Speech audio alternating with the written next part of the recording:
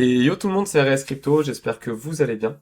Alors je me présente, du coup moi je suis dans la crypto depuis 5 ans maintenant, et je suis dans le Forex depuis un peu plus longtemps. Je suis dans la crypto plus pour, on va dire, de l'investissement, et du trading ça va être vraiment sur du court terme par exemple, ou alors des périodes de volatilité réelle. Là actuellement c'est pas ce qui va m'intéresser le plus, et du coup je me concentre plutôt sur le Forex, donc Forex ça sera tout le temps. L'idée, c'est avec cette chaîne de démarrer. Donc, vous avez vu, je suis sur un paper trading, donc un compte de démonstration, mais ça ne nous empêchera pas de trader ensemble et de découvrir ensemble certaines choses. L'idée, c'est de découvrir donc que l'on peut facilement avec un tout petit compte. Là, vous avez vu, on est sur un compte avec 1000, actuellement 1088. J'ai démarré à 1000 dessus et j'ai commencé il y a 2 semaines. Donc, l'idée, c'était de mettre en place avec le trading sur TradingView parce que c'est pas tout à fait le même trading. Donc, on va dire qu'on commence ensemble aujourd'hui. Et l'idée, c'est que l'on découvre ensemble donc que se fixe un plan. Donc j'ai un plan, et l'idée c'est que je vous le montre, que je vous l'apprenne petit à petit, que l'on montre, qu'on regarde, que l'on a juste à suivre ce plan finalement, parce que le trading c'est ça, hein, c'est tu as un plan, et après c'est 80% de mental, de psychologie. Quand on dit ça, c'est pas, je sais qu'on voit ça de partout, mais c'est pas vraiment, c'est pas faux, c'est que vraiment ça va être 80% de psychologie, tu suis ton plan, tu t'y tiens, et voilà, donc si le plan est bon, c'est 20% du travail, on va dire ça comme ça. Donc l'idée c'est qu'on découvre ce plan, qu'on l'apprenne au fur et à mesure, et qu'on apprenne à s'y tenir tout simplement. Donc on va pas trop blablater là ici maintenant, l'idée c'est qu'on aille sur les graphiques assez rapidement. Au niveau des vidéos, ça sera tous les matins sur ces heures-là, et que l'on... En fait, on va simplement analyser les quelques paires qui sont là, parce que ça aussi, ça fait partie du plan. J'ai que quelques paires que je connais, que du coup, qu'on va apprendre à connaître aussi ensemble, et que l'on va analyser ben, chaque matin, quand je suis dispo, si la volatilité le veut, parce qu'il peut y avoir des matins où il y a aucune... Donc, les analyses, on les fera ensemble, là, j'analyserai pas avant, là, j'ai pas analysé avant. Il y aura aucune analyse avant, en fait, si vous voulez. Donc, honnêtement, ça peut arriver des matins qui a absolument rien à voir. Dans ce cas-là, s'il y a vraiment rien à voir, je ne posterai pas la vidéo ou je tiendrai à jour sur les réseaux, par exemple. L'idée, c'est que je poste seulement s'il y a des mouvements à faire ou s'il y a des choses à voir, ok? Et qu'on analyse aussi en chartisme. Donc, moi, je me sers beaucoup des figures chartistes, je me sers aussi pas mal d'indicateurs. Donc, je vais vous montrer tout ça. Donc je démarrerai toujours sur cette page-là, comme ça vous aurez le récap des dernières positions, ce qui a été fait. On peut voir que les petits montants qui sont récupérés à chaque fois, c'est des prises de profit, donc des take profit. Ok. Donc ça aussi, ça fait partie du plan. On va regarder ça ensemble. Donc en cours, donc là vous avez vu, j'ai mes positions analysées en cours, etc. Donc en cours, on a le dollar contre le dollar canadien. Ok. Donc on y va de suite. Et ça donne ça. Alors là, on a du recul, hein, donc je vais pas prendre du recul là, je veux analyser ma position qui est en cours. Donc je vais m'avancer, je prends mes positions sur 1 heure. C'est là que je trouve mes points d'entrée et c'est là que je suis mon graphique. Et je vous assure que prendre des positions comme ça sur 1 heure déjà, avec l'amplitude que je prends, c'est des positions qui vont durer, c'est du swing trading, hein, donc c'est des positions qui peuvent durer parfois plus d'une semaine et parfois qui sont plus courtes, ça va dépendre de plein d'éléments. Donc là, on a une position qui est en cours, mais qui est sécurisé. C'est-à-dire, j'ai plus de stop loss. Le stop loss, c'est quoi? C'est une limite qui fait que si on dépasse cette limite, eh ben, la position s'arrête. Du coup, en perte, forcément. Mais là, le problème, c'est qu'on est tellement monté qu'on a dû prendre, on l'a vu dans le récap, hein, on a dû prendre un take profit. Donc un take profit, c'est que je vends une partie de ma position pour récupérer un peu de profit. Et derrière, je me dis, ben, je sécurise ma position. Ma position est actuellement sécurisée. C'est-à-dire que si je dépasse cette zone orange, d'accord, qui était mon précédent stop loss, et ben en fait, ma position s'arrête avec 23 centimes de gain. Donc je m'arrête en profit. D'accord? Donc cette position est sécurisée. On l'a eu prise plus tôt, il y a 2 semaines, du coup, une semaine, je ne sais plus, je ne sais plus quand est-ce que je l'ai pris. Et du coup, je n'ai pas besoin de la toucher. Le seul espoir que j'ai, c'est que ça arrive là-haut, je récupère mes 23 euros et je suis content. Ok? Sinon, dans le pire des cas, ben, ça redescend et je gagne 23 centimes et je gagne les petits gains que j'avais déjà gagnés précédemment.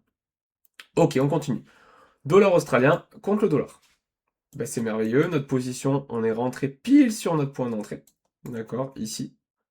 Donc là, je vois un bull flag. D'accord? Ça fait partie du chartisme. Donc un bull flag, c'est une zone de compression, j'allais dire compression, mais c'est un peu ça. On fait on fait des mouvements inverses à la tendance, qui est pour l'instant haussière, donc là on monte, mais là du coup on fait des hauts plus bas que les précédents et des bas plus bas que les précédents. D'accord? Mais sur une courte période, c'est-à-dire qu'on fait pas de grosses expansions. Donc je vois ça comme une mini compression en drapeau, d'accord? Ça a la forme d'un drapeau, et du coup vers le bas. Donc ça s'appelle un bull flag, ça peut nous donner un mouvement haussier si on casse ce bull flag. C'est-à-dire que si on réinverse la tendance à nouveau, on peut partir sur une autre expansion. D'accord? Donc après, cette autre expansion, on a des façons de calculer les objectifs, etc. Là, on n'y est pas. On est juste sur le pourquoi du comment j'ai pris cette position. Et on voit qu'on a pris notre point d'entrée. Donc j'avais placé mon point d'entrée sur une zone de liquidité en bas, là, ici, sous l'order block, légèrement dessous. Et donc on a rebondi pile sur ce point d'entrée. Pour moi, c'était une bonne zone de rebond. Et j'avais placé une deuxième entrée ici sous une autre prise de liquidité aussi, qui pouvait être une bonne zone de rebond. Là, on voit qu'on a deux points d'entrée. Je prendrai toutes mes positions comme ça. Mon point d'entrée principal, d'accord? Celui où on va dire je veux essayer de rentrer le plus tôt possible dans la position sans trop m'exciter non plus, ok? On a le deuxième point d'entrée qui est une zone pour moi qui est attractive, qui est intéressante, qui si on a une mèche, on va chercher cette zone, ça peut être super bien, ça peut être un cambriolage pour moi d'être là. Pourquoi? C'est simple. Imaginons que j'ai que ce point d'entrée, que je rentre à 100% ici, d'accord? Ma position, je vais rentrer, tac tac. Et je peux peut-être partir, et ça peut être merveilleux dans ce cas-là, aller chercher tout là-haut, ça peut être génial. Mais je peux aussi me retrouver à descendre. Si j'ai pas ce point d'entrée, ça va descendre, descendre, descendre, je vais me retrouver ici par exemple, peut-être, et je serai en négatif. Psychologiquement, je vais voir mon trade ici, à moins je ne sais pas combien, et dans le pire des cas, ça va continuer à descendre, et je vais taper mon stop loss. D'accord? J'aurais perdu 100%, comme ça. 100% sur cette position, attention, hein, pas 100% de mon compte, hein. C'est-à-dire que sur mes positions, je vais risquer 30 euros, ça représente 3% de mon capital. D'accord? Donc, 3% de mon capital sur le paper trading, ok? Donc je vais risquer 3% de mon compte. Et moi, quand je prends mes deux points d'entrée, en général, je suis sur du 5%. D'accord? C'est-à-dire que 3% ici, on va dire 2% de plus ici, voire 1%, ça dépend des périodes et ça dépend du trade aussi que je vois. Ok? Tout ça pour dire que le fait d'avoir ce deuxième point d'entrée, là je suis pas à 100%, je suis à 60%, on va dire. Je vais aller chercher ici un autre point à 40%, donc je rajoute 40% sur cette position un peu plus bas, ça fait que mon point d'entrée se retrouve par là. D'accord? Donc je peux très bien avoir une mèche ici. C'est rare qu'on aille tout droit, vous le voyez les graphiques, c'est rare qu'on aille tout droit, hein. Même sur ce phase haussière qui est très haussière, on a une petite période de baisse ici, on a une petite période de baisse ici. En général, les périodes de baisse sont sur des zones de rebond, hein, c'est logique. Là, on a clairement une zone de rebond selon moi, selon ce que j'ai vu, mais ça on apprendra à le voir ensemble plus tard. Donc je me dis, si on va ici, on peut peut-être avoir un rebond, je me laisse une chance de rebondir ici, de repartir, et peut-être de me retrouver par là, d'arriver demain, être ici, avoir rebondi ici, être en positif. Là, j'aurai deux décisions. Soit je clôture ma position en me disant, oula, ça sent mauvais, on a cassé mon bull flag à la baisse, on peut continuer à baisser. Dans ce cas-là, je clôture, et je serai peut-être légèrement en profit. Ou alors, je peux sécuriser ma position. Tac. Donc je sécurise, je monte le stop loss ici, le mettre un peu plus haut pour perdre un peu moins, en me disant c'est risqué, mais je laisse courir. Ok? Ça sera rare que je clôture ma position. Sauf news négative, sauf des trucs qu'on s'y attend pas, je ne clôturerai jamais mes positions. Ok? Pas en cours en tout cas. Par contre, je peux les sécuriser un peu plus, ça peut arriver. Par contre, ce que je peux faire aussi, troisième option, pardon, que j'ai oublié, c'est que du coup, mon point d'entrée sera un peu plus bas, je vais rapprocher un peu mon take profit. Ok? Le take profit, c'est quoi? On va les positionner ensemble maintenant. Pour l'instant, je suis rentré à 7000, donc j'ai mis 7700 unités dans ma position. Je vais placer, moi je place 3 take profit, d'accord?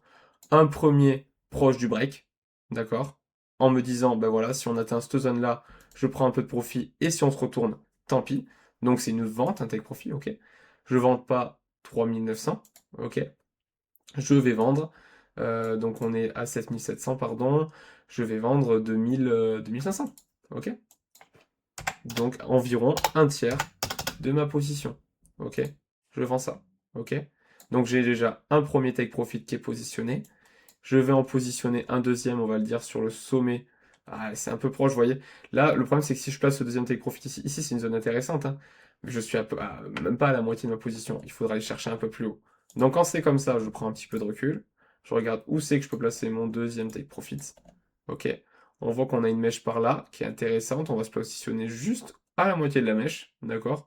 Histoire de se retrouver à peu près sur les deux tiers de ma position, hein, parce qu'on a trois take profit, donc c'est l'objectif et de pas être c'est plus sûr de viser la moitié de la mèche que le sommet de la mèche. Peut-être que des fois, en général, dans des retracements, ça arrive de taper que la moitié d'une mèche. Je préfère me positionner comme ça. Bien sûr que oui, ma position, mon take profit principal serait un poil plus haut. Là, je me suis positionné, vous avez vu, en plein milieu d'une fair value gap. Une fair value gap, c'est une trou dans la value, c'est-à-dire qu'il n'y a pas de cotation dans cette zone-là. Ok? Le prix est passé très vite ici, il n'y a pas eu d'arrêt. Ok?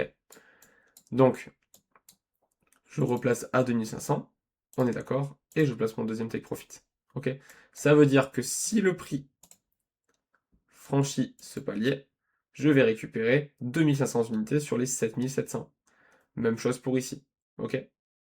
Donc voilà, on a nos deux take profit qui sont positionnés. Si je passe ici, et que demain, je vois que j'ai déclenché cette zone, et donc du coup j'ai vendu une partie de ma position, je supprimerai ma deuxième entrée, et je remonterai mon stop loss ABE, comme pour cette position-là. C'est-à-dire que je me positionnerai mon stop loss un peu au-dessus, pour être en gain, et position sécurisée. Ok? Donc on a deux positions en cours, dont une qui est sécurisée, et une qui est pour l'instant très bien partie. On verra ce que ça donne demain. On a un trade dans apprendre. Seulement, ce trade dans apprendre, on va le regarder. Hop. Et ben voilà, il y a déjà les entrées. Je m'en doutais un petit peu, hein. Quand je fais apprendre, en général, je positionne déjà mes entrées. Donc, qu'est-ce qu'on voit ici? Je vais prendre du recul. Je vais mettre en un jour. Quand on rentre en position, on prend toujours un peu de recul. Ok. Je cherche des positions où on a le RSI qui est là, qui donne la force du graphique, qui me montre qu'il y a de la place à l'achat. Donc j'ai de la place à l'achat. J'ai toute cette partie-là pour monter. Ma barre bleue peut monter facilement tout là-haut. Ok? On n'achètera pas en surachat et on ne vendra pas en survente. Ok? Ça n'arrivera pas. Donc là, j'ai de la place à l'achat, c'est impeccable. En plus de ça, donc là, on voit le petit trait boule. Ça veut dire quoi? Ça veut dire que j'ai une divergence à l'achat. Une divergence à l'achat, ça veut dire que là, on peut le voir. Si je trace un trait là, on a quelque chose. Alors, on prend en compte cette mèche-là. Cette bougie-là est dégueulasse. Donc, si je prends en compte ça, on voit que l'on est en train de baisser. Donc là, on a un haut plus haut que celui-ci. Par contre, là, on a un bas plus bas qu'ici. Enfin, là, on a un bas plus haut, pardon, que celui-ci. Et là, on a un bas plus bas que celui-ci. D'accord? Donc, on voit que ça diverge. Ici, on baisse, ici, on monte. D'accord? Donc, ça peut m'indiquer un futur mouvement haussier si c'est validé. Pour la valider, il faut simplement déclencher un mouvement haussier.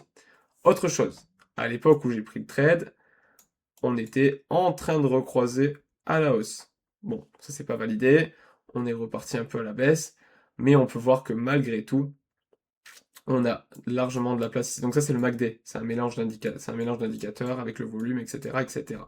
Et pareil, si la barre bleue est au-dessus de la barre jaune, ça veut dire qu'on a, orange pardon, ça veut dire que l'on a de la force à l'achat, qu'on est en tendance haussière, d'accord? Et inversement, si la barre bleue est en dessous, c'est-à-dire qu'on est en tendance baissière. Seulement là, on a été en tendance baissière suffisamment longtemps pour se retrouver relativement bas, ok?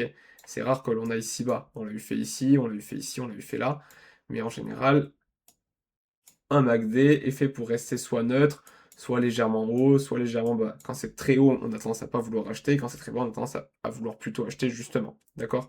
Et là, on est relativement bas. Donc, j'ai de quoi faire pour l'achat. Ok? Autre chose, on a le stock RSI à l'époque où j'ai acheté qui est en train de croiser à la hausse. Ok? Donc on avait de quoi partir à l'achat. Le stock RSI, pareil, ça c'est un peu plus, je trouve ça un peu plus efficace que le RSI dans le sens où quand on est tout en bas, on est chargé tout en bas ou tout en haut, on est chargé pour partir sur une impulsion. Donc, soit haussière, soit baissière. En général, quand on est tout en bas, on a tendance à partir sur des impulsions haussières. Quand on est tout en haut, on peut partir sur des impulsions baissières. Comme ici, on voit qu'on est tout en haut, on croise à la baisse, et ben on part sur une impulsion baissière. Là, ici, on a croisé à la hausse, et ben vous voyez, on est parti sur une impulsion haussière, mais pas suffisamment puissante. D'accord? Je m'attendais à quelque chose de plus fort. Ok? Donc ma position n'est pas invalidée, on est toujours en cours, pour moi c'est toujours possible, mais un peu moins fiable que ce que c'était. Du coup, on n'a pas pris notre point d'entrée en plus de ça. Ok. Mon point d'entrée est positionné sur une fair value gap. Ok. Donc fair value gap, c'est une trou dans la value, c'est ce que je vous expliquais tout à l'heure. Donc, moi, ça me dérange dans le sens où, maintenant que le stock RSI est chargé à la hausse en une heure, en daily, pardon, en un jour, et ben je me dis que du coup, si on repart sur une baisse, on peut aller chercher un peu plus bas. Style par ici, par exemple, en deuxième point d'entrée. Ok? Donc, je vais fermer cette entrée-là. Ok, je ne vais plus la prendre. Tape, ça, j'enlève. Oui.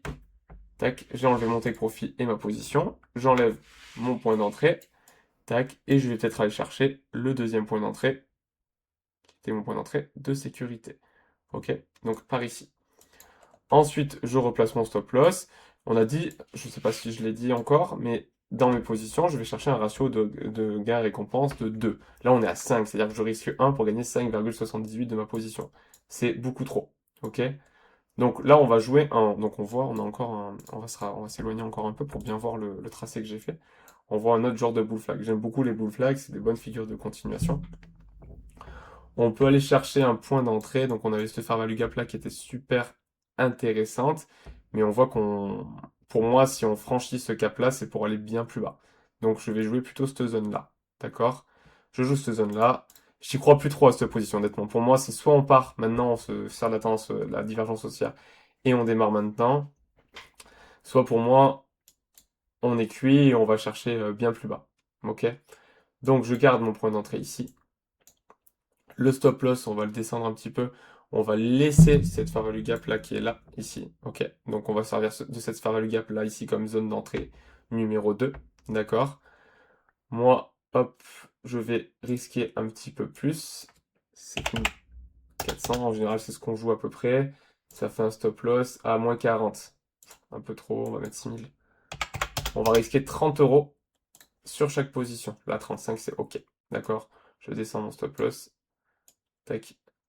Le point d'entrée, on le laisse où il est. C'est pas ce que je voulais bouger. C'est toujours pas ce que je voulais bouger. Tac, voilà. On écarte un peu notre position pour avoir une meilleure visu. Donc là, on a notre stop loss. Je me dis que si on va chercher cette zone-là, c'est pour aller chercher au moins ici. D'accord? Donc, ça m'intéresse pas d'aller plus bas. Donc, je sécurise ma position à partir d'ici. Ok? Ici, j'ai une position à 2,33 de risque-récompense. Donc, c'est ok. Je me place mon deuxième point d'entrée, comme on l'a dit tout à l'heure. Donc, j'achète euro contre le dollar canadien. Je l'achète, je prends la moitié de ma position environ, donc 3200 environ. Ok. Donc là j'ai 6500, là je mets 3200. Et voilà, j'ai ma position qui est prête. Je m'indique que ici, je me sers de cette zone-là, donc c'est une fair value gap comme zone d'entrée. C'est quoi? C'est une fair value gap. Ok, FVG. D'accord. Et voilà, ma position est prête. Ok, pour l'instant on n'est pas rentré, on n'est pas.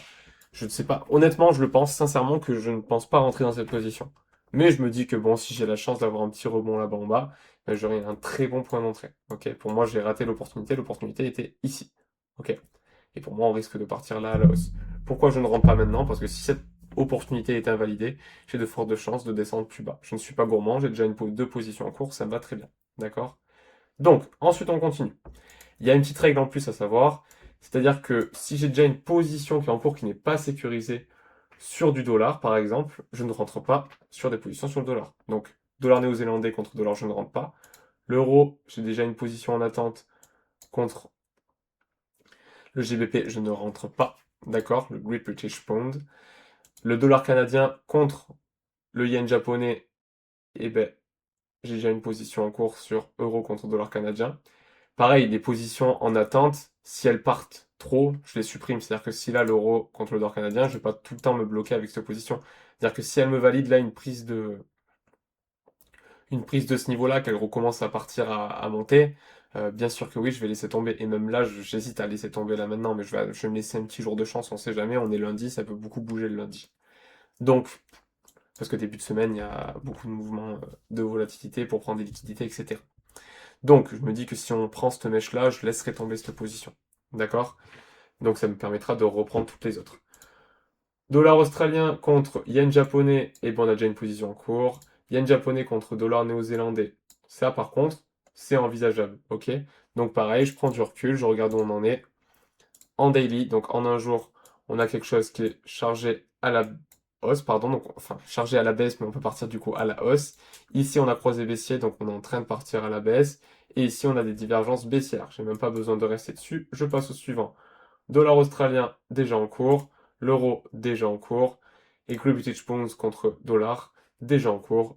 J'ai fini mon analyse pour aujourd'hui. Ok? C'est vraiment tout simple. C'est vraiment des petites positions. Voilà. Là, j'ai ma position qui est en cours qui va me rapporter un petit peu de cash. Mon dollar australien qui va me rapporter un petit peu de cash s'il valide mon take profit. Et voilà, on est content, tout va bien. Euh, Pas grand-chose de plus à dire, hein, vous voyez, ça prend pas longtemps.